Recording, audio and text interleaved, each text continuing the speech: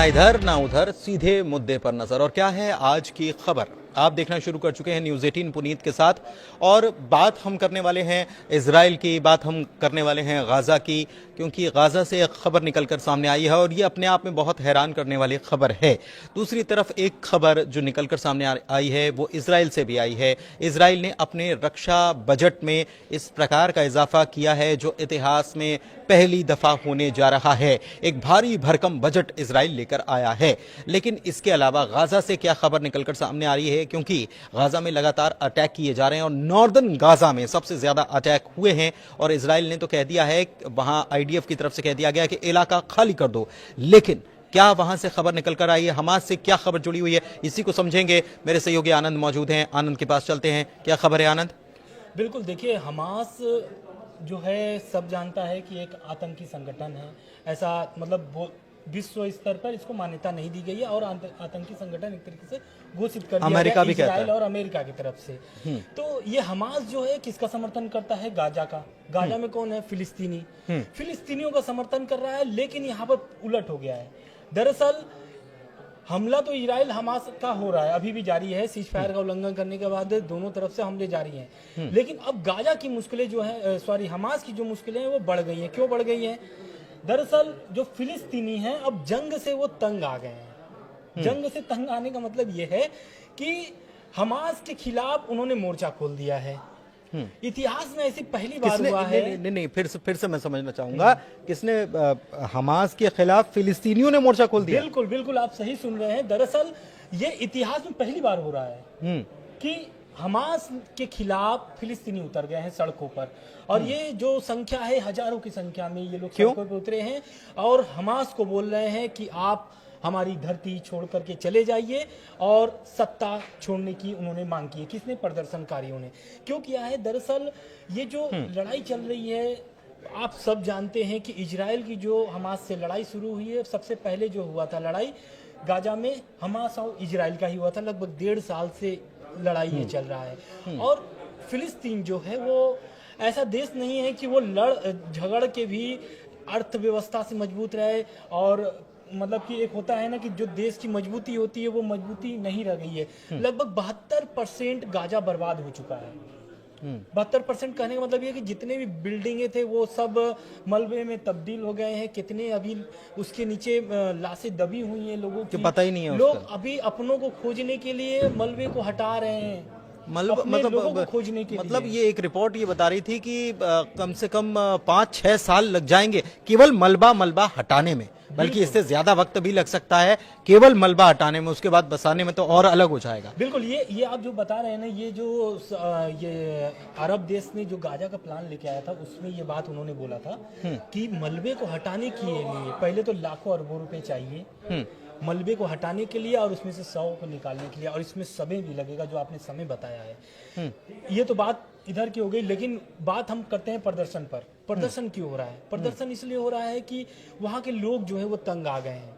करीब 20 लाख लोग, वो लोग पहले तो पलायन कर चुके हैं और जो वापस आए थे सीज फायर के बाद, अब वो लोग भी धीरे धीरे वापस जा रहे हैं। तो अब वो लोग सोच रहे हैं कि हम कहाँ भटकेंगे, किस किस देश में जाकर के शरण लेंगे, हम अपनी धरती को छोड़ करके क्यों जाएं? खाना बदोशों से जिंदगी हो गई है फिलिस्तीनी। जो फिलिस्तीन जो है, फिलिस्तीनी के जो लोग हैं वो लोग जिसको टारगेट किए, जिसने लड़ाई शुरू किया था हमास के खिलाफ, मोर्चा खोल दिया है और सड़कों पर मांग कर रहे हैं कि हमास के वजह से पूरी फिलिस्तीन बर्बाद हो चुकी है। उसमें मारे जाने वाले सबसे ज्यादा बच्चे हैं और महिलाएं हैं।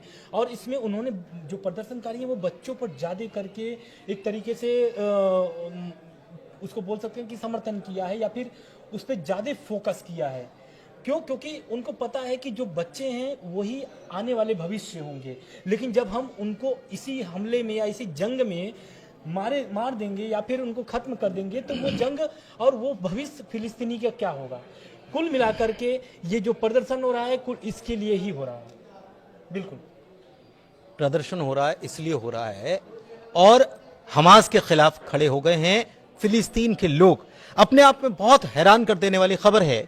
ये भी खबर है कि कुछ हमास के लड़ाके वहां पर पहुंचे और वहां पर भगदड़ मच गई, सबको भगा दिया गया। बिल्कुल आप सही कह रहे हैं। और ये जब पहले प्रदर्शन शुरू कहाँ से हुआ? प्रदर्शन का एक जो ऐसा मतलब दावा किया जा रहा है इंटरनेशनल मीडिया के माध्यम से कि प्रदर्शन एक टेलीग्राम माध्यम से शुरू होता है। टेलीग्राम पे मैसेज आते हैं कि ऐसा ऐसा हमास के खिलाफ प्रदर्शन करना है, क्योंकि ये बहुत बड़ा कदम था फिलिस्तीनियों के लिए। क्यों? क्योंकि हमास बोलता है कि हम फिलिस्तीनियों के लिए लड़ रहे हैं, और जब आदमी जिसके लिए लड़ रहा है और वही विरोध में हो जाए तो ये बहुत बड़ा कदम होता है उठाने के लिए। लेकिन कहीं ना कहीं फिलिस्तीनी अपने सुरक्षा के लिए, अपने भविष्य के लिए ये फैसला किए हैं, उनका फिलिस्तीनियों का ये बात कहना है। दूसरी बात, जब ये फिलिस्तीनी प्रदर्शन करते हैं सड़कों पर, हजारों की संख्या में रहते हैं, तो उस समय हमास के लड़ाके आते हैं और उनको हटाने को तितर बितर करने की प्रयास करते हैं, जिसमें आपस में मारपीट भी होती है। ऐसा वीडियो भी जारी मतलब ऐसा हो रहा है कि विजुअल भी, उनकी वीडियो भी ट्रेंड कर रहे हैं एक तरीके से इसको लेकर के कि अब क्या हो रहा है कि आपस में ही फिलिस्तीनी और हमास के लड़ाके लड़ रहे हैं। ऐसी ऐसी खबरें आ रही हैं। हमास का कितना मतलब कितना प्रभुत्व है फिलिस्तीन में, क्योंकि सरकार तो उनकी वहां पर चलती है फिलिस्तीनियों की। बिल्कुल, देखिए चलती तो आपका लेबनान में भी हिजबुल्लाह की है और हुती विद्रोहियों की भी चलता है यमन में। यमन में 30% है, लगभग उसी टाइप से हमास का भी यहाँ पर कब्जा है। हमास का जो अब जैसे देखिए फिलिस्तीन जो है उसका पहले आप समझिए कि 2 राजधानी बना करके इन लोगों ने रख दिया है। वेस्ट बैंक से ही ये लोग करते हैं। हमास जो अपना एक तरीके से शासन चलाता है, उसका जो शासन होता है, उसका जो शासन होता है वो गाजा से होता है, और ये जो फिलिस्तीन का है वेस्ट बैंक से होता है। हाँ, मैंने उल्टा बोल दिया था। लेकिन ये जो गाजा पर हमला करने का यही इजराइल का एक बोल सकते हैं फैसला था, क्योंकि वहां पर पूरी हमास की जो है वो पकड़ है। एक तरीके से वो अपनी सत्ता चलाते हैं, इसीलिए तो फिलिस्तीन मांग भी कर रहे हैं कि आप सत्ता छोड़कर चले जाइए, ऐसा दावा है। एक चीज मैं आपसे एक चीज और, क्योंकि बीते दिनों हम जब चर्चा कर रहे थे आनंद, तो आपने मुझे ये भी बताया था कि इजराइल में भी हालात ठीक नहीं है, वहां पर भी नेतन्याहू जो हैं उनको सत्ता से हटाने को लेकर खेल चल रहा है। बिल्कुल, देखिए नेतन्याहू तो पहले समझना पड़ेगा कि वो सत्ता में आए कैसे हैं। मैं ब्रीफ में थोड़ा छोटे में बता करके निकल जाऊंगा। पहले तो नेतन्याहू एक जैसे आम आदमी व्यक्ति रहता है, उसे इजराइल में वो भी एक नागरिक थे, लेकिन वो सत्ता में आने का कारण था उनके बड़े भाई का। उनके बड़े भाई का नाम अभी मुझे याद नहीं आ रहा है, लेकिन शायद नेतन्याहू करके ही था। तो वो रहते हैं, दरअसल एक प्लेन हाईजैक होता है इजराइल का। लगातार आप शुरू से देखेंगे तो यहूदियों पर हमला हुए हैं, एक तरीके से बर्बाद करने के लिए उनपे बहुत सारे देश तुले रहते थे, चाहे फिर वो मुस्लिम देश हो, चाहे फिर वो आपके ईसाई देश हो। तो क्या होता है कि उनके जो बड़े भाई का उसमें उस प्लेन क्रैश मामले में एक ऑपरेशन चलाता है इजराइल, और उस प्लेन क्रैश को क्या करता है, हमें लगता है कि जिबॉम्ब में ऐसा करके है जगह है, शायद मैं ठीक हूँ तो साउथ अफ्रीका मान करके चलिए, साउथ अफ्रीका में वो प्लेन ले जा करके रख दिया जाता है, मतलब एक तरीके से वहां पर हाईजैक कर लिया जाता है। हाँ ठीक है, हाईजैक और वहां की सरकार भी सपोर्ट कर देती है किसका, इन लोगों का, हाईजैकर्स का। तो अब इसमें क्या करता है, जो इजराइल की जो सरकार थी उसने बोला कि अगर मैं यहाँ पे झुक गया ना तो फिर मुझे बार बार झुकना पड़ेगा। तो अब इजराइल का तो देखिए शुरू से रहना है कि अगर कुछ भी होता है तो वो तुरंत पलटवार करता है, ठीक है, और उस तरीके से उनका अपना। लेकिन नेतन्याहू कैसे पीएम बने? बिल्कुल, बात इसी पर करेंगे। होता क्या है कि इस जो ऑपरेशन चलता है, इस ऑपरेशन में क्या होता है कि इजराइल सफल होता है, और इस ऑपरेशन का कमांडर कौन होता है, नेतन्याहू, बड़े भाई, नेतन्याहू बड़े भाई। अब ये बड़े भाई जो होते हैं ये ऑपरेशन को तो सफल कर देते हैं, सभी अपने नागरिकों को वापस भी लेके आ जाते हैं अपने देश इजराइल में, लेकिन इसमें वो मारे जाते हैं। अब वो मारे जाते हैं तो उसमें क्या होता है कि नेतन्याहू के जो बड़े भाई हैं, Benjamin Netanyahu, he was a hero for his country, मतलब इजराइल के लिए हीरो थे, जाते हैं और उसमें चमकते हैं उनके छोटे भाई बेंजामिन नेतन्याहू। उनको सत्ता में आने का एक तरीके से मौका मिल जाता है कि आपके जो बड़े भाई है वो हीरो हैं, तो आप भी देश के लिए कर सकते हैं।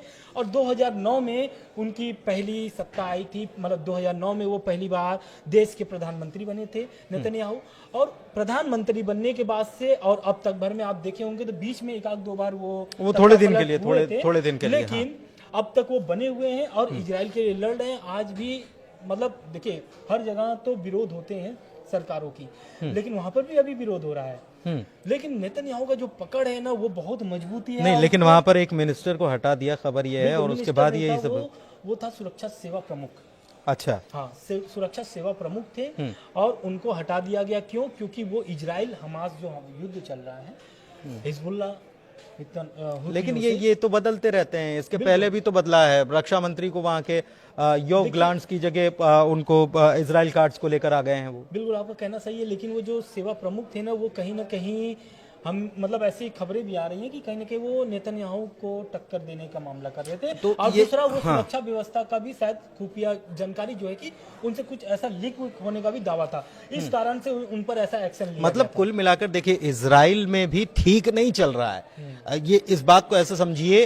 कि वहां पर भी फिलिस्तीनी और हमास जो है आपस में भिड़ रहे हैं। इधर इजराइल के अंदर भी ऐसा नहीं है, इसके पहले भी प्रदर्शन हुए हैं और हमने खबरें भी दिखाई कि बड़ी संख्या में लोग उतर आए और नेतन्याहू के ऊपर ये भी एलिगेशन लगाए गए कि भाई आप जो है वो संभालने की स्थिति में नहीं, आप बंधकों को आजादी नहीं करा पा रहे हो। एक चीज मैं आपसे समझना चाह रहा हूं आनंद, और वो शॉर्ट में समझना चाह रहा हूं कि ये वही हमास है जिसके समर्थन में फिलिस्तीनी तब जाकर खड़े होते थे बड़ी संख्या में जब इजरायली बंधकों को रिहा किया जाता था। और इसी को लेकर इजराइल जो है वो नाराजगी जताता था कि आप ये जो प्रोपेगेंडा कर रहे हो ना, ये मीडिया के सामने दिखाने का, ये वीडियो बनाने का, ये गलत है, ये बुरा है। बिल्कुल आप सही कह रहे हैं। ये जब लड़ाई शुरू हुई थी ना, तब फिलिस्तीनी बहुत समर्थन में थे हमास के कि अब तो स्वतंत्रता मिल जाएगी इजराइल से।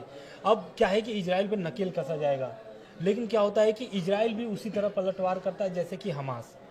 तो क्या होता है कि उनको आस थी कि हमास जो है वो इजराइल को स्वतंत्र करेगा, इजराइल से हमास जो है फिलिस्तीन को स्वतंत्र करेगा और एक अच्छे देश के तौर पर उभरेगा। लेकिन ऐसा होता नहीं है और करीब 1.5 साल हो जाते हैं। अगर किसी देश में 1.5 साल से युद्ध चल रहा हो तो जाहिर सी बात है इसके जगह पे अगर सरकार भी होती तो वो उसको भी अपनी सत्ता छोड़नी पड़ती। तो जाहिर सी बात है क्यों ना कि फिलिस्तीनी जानते हैं कि उसमें इनका जो युद्ध चल रहा है इसमें उनका नुकसान हो रहा है। नहीं, लेकिन मैं एक चीज समझना चाह रहा हूं, और वो इसलिए मैं समझना चाह रहा हूं आपसे कि देशों की स्ट्रैटेजी होती है कि अगर आप किसी युद्ध में हैं, किसी फ्रंट पर हैं, वॉर फ्रंट पे हैं, तो उस युद्ध को जीतने के लिए उसमें फिर साम दाम दंड भेद तमाम तरीके की नीति अपनाई जाती है।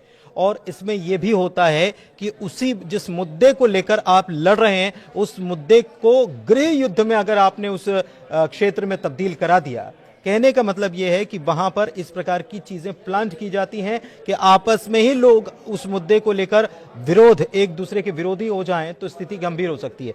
इजराइल में भी यही हो रहा है, बिल्कुल, और उधर गाजा में भी यही हो रहा है, अगर मैं गलत कह रहा हूं। बिल्कुल नहीं, आप सही कह रहे हैं।